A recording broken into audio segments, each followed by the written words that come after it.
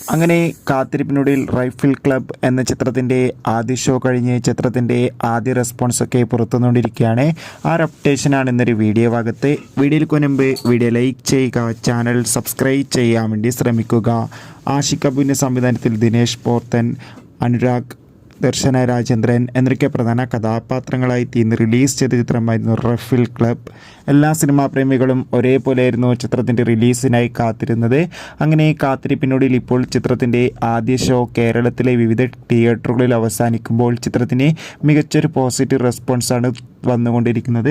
ചിത്രം കാണുന്ന സിനിമാ പ്രേമികളെല്ലാവരും ഒന്നടങ്കം പറയുകയാണ് ചിത്രം ഒരു മികച്ച ആക്ഷൻ ത്രില്ലറാണെന്നും ചിത്രത്തിൽ എല്ലാവരുടെയും നല്ല മികച്ച അഭിനയം തന്നെ കാണാൻ വേണ്ടി സാധിക്കുന്നുണ്ടെന്നും എന്തായാലും ചിത്രത്തിൻ്റെ കൂടുതൽ റെസ്പോൺസ് അറിയാൻ വേണ്ടി കാത്തിരിക്കാം. എന്തായാലും കൂടുതൽ അപ്ഡേഷൻ അറിയാൻ വേണ്ടി കാത്തിരിക്കാം. ചിത്രം കണ്ടവരുടെ അഭിപ്രായം തീർച്ചയായും കമൻറ്റ് ബോക്സിൽ രേഖപ്പെടുത്തുക.